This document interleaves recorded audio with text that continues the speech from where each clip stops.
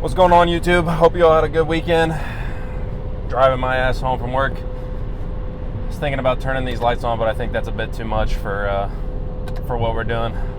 As far as I know, all your parents, my parents included, told me that's illegal. You might as well never turn those lights on. Cop's gonna pull you over for that, so we're gonna leave them off for now. I just want to talk in general. I want to make two videos tonight, actually. Hopefully, one when I get home about house prices and the housing market in general. But leading into that, I was just thinking, I'm watching videos today talking about housing prices, talking about stock market's up, Bitcoin's up, everything's up, everything seems great.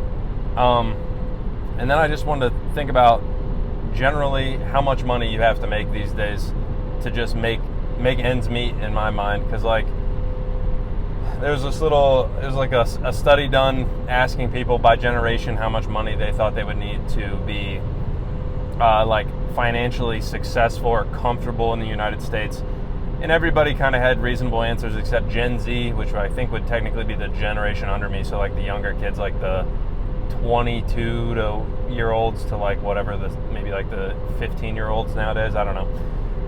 And they were at like, everybody else was around, like the boomers were at like 70 to 80,000, and then it went up to like 200,000 for like the millennials or something like that, which I think is a little high.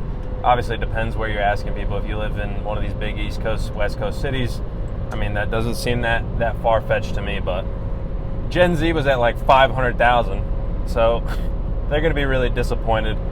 I made a video a while ago about this, where it was like expectations of people coming out of college, what they thought they would make, and how they all like expected to make like 85, 90,000 coming straight out of college with like a bachelor's degree. And in reality, it's more like 65 or 70 or even less. Obviously, it depends on where you're at. But this was just leading me to think, it's just like my personal thought. If you would have asked me maybe before I left college, like, hey, what do you think you're going to get paid, and what do you think would be enough for you to consider yourself like financially comfortable in your life or whatever, I would say like probably I would have guessed like 80 to 100,000. And if you have a household, I would say probably like 100 to 120 would be like, I feel pretty comfortable. That's pretty nice. If you can make 120 as a household, 100,000 should be plenty in my mind, you would think, as a household.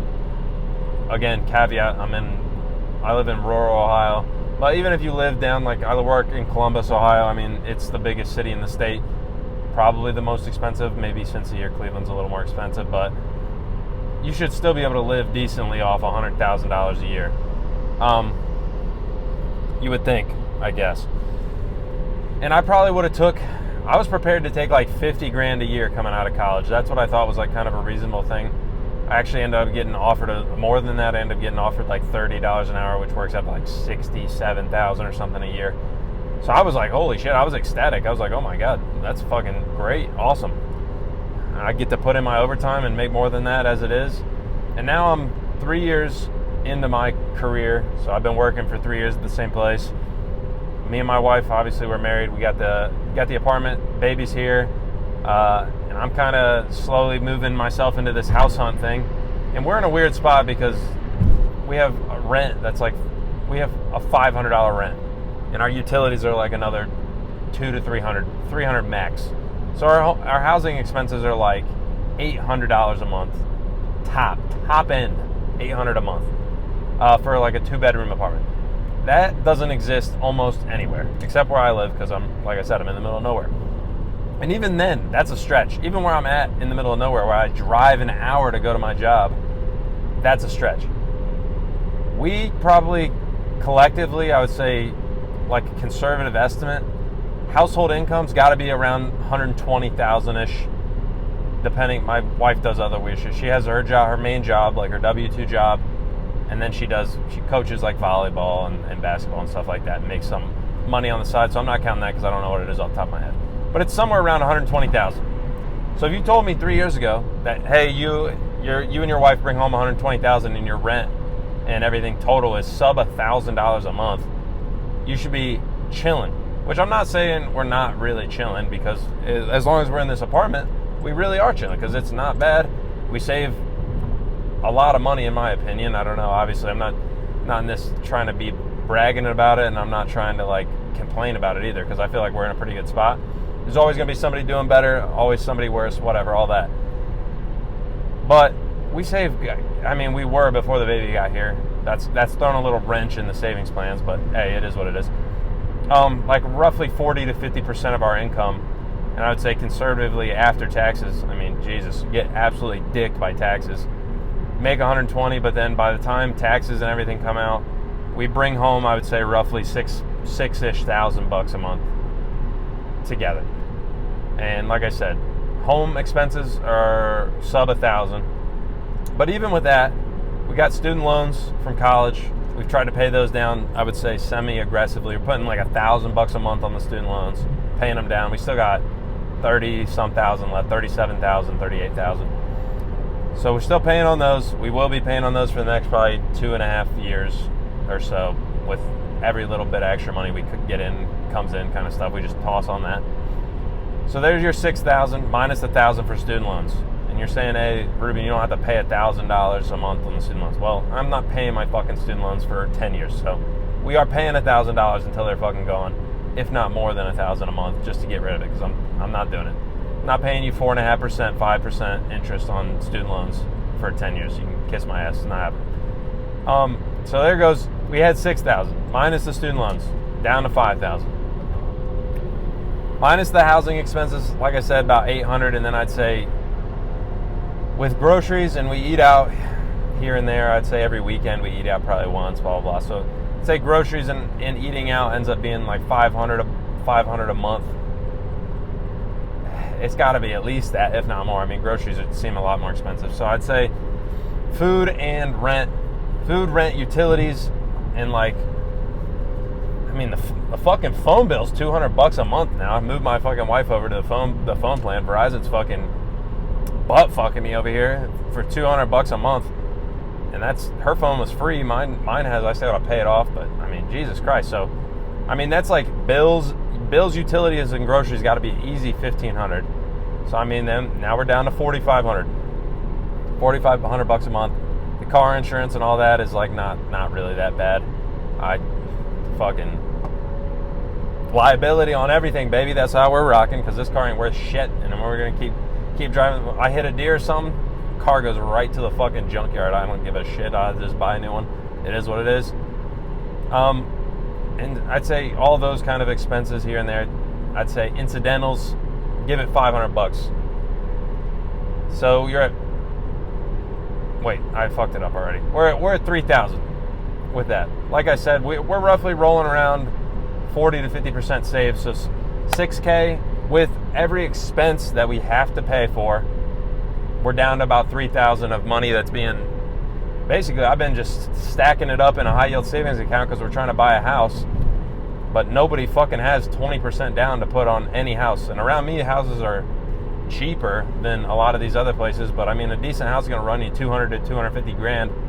Not very many people, I don't think, have $40,000 to $50,000 just sitting in a checkings account, savings account. I don't think that's that common. I don't plan on putting 20% down on my first house either, or anything like that. So I'm aiming for probably 10%. But you still got to have 20, 25 grand on hand in cash to put down. And we'll have that, like, we'll have more than that by the end of the year, because we're saving roughly that 3 I'm saying. But the expenses are absolute minimum. I mean, not absolute. We could trim it up. We could go back to like fucking hot dogs and beans every night and shit like that if we wanted to. No more eating out, period, whatever. But I'm not going to do that because I feel like that's a little overboard. We have no debt, no credit cards, no car payments, no nothing. Everything's paid off. And we're at 50% of our income is used on just needs, basically, for the most part. No mortgage. We just had the baby. The baby, I've been doing the math because we got to obviously pay for her child care, is like $750, $800 a month for child care. And that's if you pay up front for the whole year. So we're at $3,000, now we're at $2,200 right off the rip for some child care. And here's what I was thinking. So like I said, I don't know how much money you got to make to be like, okay, we live a comfortable life and we have the things we kind of want to have and we can afford everything. Because we don't have a mortgage, which is the biggest payment anybody ever has, typically. Regular people, their mortgage is their biggest thing. Second after that, apparently, is childcare, because it's expensive as fuck, which is only for when they're little, but that's a whole different story. A couple years, we got to pay this $800 a month, basically. And then after that's probably car payments and car insurance. And I'm looking for homes to buy. My last video I made was about buying a car for the wife, for the kid, for her and the baby to fit in and be a little bigger, a little safer, a little SUV, all-wheel drive, all that. These Ohio winters are going to roll in here soon, and then, I don't know, front-wheel drive isn't the worst, but it struggles sometimes around where I'm at. It's hilly up in this motherfucker. But we're at $2,200. And that's, I mean, obviously you want to have your emergency fund and stuff, but I'm trying to save a good chunk of money each month. I mean, $1,000 minimum should be saved, in my opinion, a month with how much money we make and where we live and how much we pay. But I'm looking at home prices. One, I'm looking at the car. I'm thinking I'm probably just going to pay in cash because I don't want any car payments. It's just not worth it. But then that eats a big chunk out of our savings, obviously. But I'm mainly concerned about this mortgage thing, and that's what I want to make this video about next, because I want to break down this cost breakdown a little bit. And just trust me when I say it. I was looking at it last night. I mean, a general interest rate around me probably, and for our credit score, it's probably like 6 to 7% interest. Might get low into the sixes since we have decent, like, good credit. I was just looking at a house, 4-bedroom house, 1.5 bathroom. That's like a family house. You could stay there for a long time. Plenty of room for multiple kids if we want to have multiple kids and stay. $260,000. Don't sound too bad. They bought it in 1999 for like $117,000 or whatever. That's fine. It's 20-some years old. It's over doubled in price, whatever. But you roll in property taxes, PMI, because we're going to have PMI because you don't put 20% down. So your property taxes, PMI, home insurance, all that rolled in. Payments are looking at like $2,200 a month for like a 7% interest rate. $2,300 a month maybe. Everything, taxes included. Property taxes, am I forgetting anything? PMI, property taxes, home insurance. Everything rolled in. $2,300 a month. Like I said, we're down to $2,200 in the whole budget of money, period, left over. And so, okay, give the $500 of the rent back. Give it back. And I say give the utilities back too. So give $800 back to $2,200. You got $3,000. $2,300 straight off the top for the mortgage, PMI, all the expenses of just the home. $2,300 gone, down to $700. All right, now you're starting to thin your margins out, which is where this gets sketchy. Because in my opinion, we're in a time where like everything's exuberant, everything's great. Obviously, regular people don't think everything's great, but on the surface, you can say everything's kind of great. Stock market's up, home prices are up, fucking crypto's up, everything's up, car prices are up, everybody's doing great, unemployment's low. We'll see how long that lasts, but on the surface, everything looks pretty good. But you're starting to thin your margin pretty low. I mean, $700 ain't nothing, but it ain't that much either. Like I said, I'm trying to put at least like $1,000 in the savings account probably each month just to have, so I can look at investing it, investment property, something else later on down the road, just to have some extra money. Vacation, want to do anything with your life. And that's not even counting the utilities of the house, which are definitely going to be more than our utilities at our apartment. There's no way. I don't think like trash, gas, electric, and water aren't going to be more than $300, and your internet at a full-size house compared to my tiny-ish 2-bedroom apartment. So you're down to sub $500 easily on the margin. And I don't know how many people are living like this, but like I said, we don't fucking, I'm not poor in the sense of like we don't make enough money. In my mind, $120,000 should be easily enough money. Obviously, the problem, the biggest part of this problem is the home being so expensive and the interest rates being high. So it just kind of fucks you one way or the other. But I mean, normal people have $300-$400 worth of car payments here and there. I mean, if not much more than that. I don't know what the average car payment is like total as a household, but average used car payment is like $500 and some a month. And yeah, and when the student loans are paid off, hey, there comes $1,000 freed up. That's great. There's that $1,000 of margin and all that. So maybe it is We just got to wait till the student loans are paid off. But I obviously don't want to live in an apartment till my kid is 3 years old and she doesn't have a yard to run around in and shit. Like, it's not ideal. People do it all the time. It's not the worst thing in the end of the world or anything like that either. But like I said, how much money you got to fucking make to make it work? I mean, people talk about like American Dream and all that stuff. It's definitely still out there. You can go get it. I'm looking forward to hopefully getting a solid raise at my job, and I think she's going to get a solid raise at her job here in the next year and a half anyway. 2 years probably. But still, like I said, my optimistic self, I guess, coming out of college would have been 100 grand, bro. Easy. That's cake. I mean, my mom, I remember filling out my fucking college paperwork. My mom, W-2 income for my mom was like $11,000 a year. 4 kids, and obviously she's getting paid child support from my dad, and I think we were on food stamps for pretty much the whole time. So you're obviously getting governmental assistance and child support. So I'd say there's no way she's bringing home more than like total income into the household after with all assistance and child support. There's no way it's over 50 grand. Somehow it worked.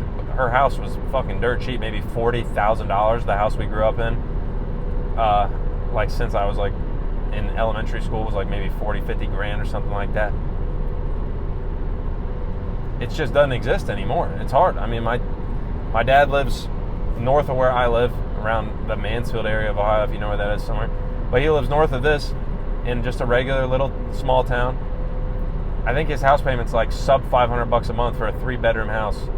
They probably bought the house 10 years ago for 80 grand or something like that, and then he refinanced it when interest rates were low and stuff, so did the right thing. But that's never going to happen again. Never again, $80,000 home. Never. I mean, you can find it in where I live. You can go into Mansfield right over here, off where I'm looking off in the distance.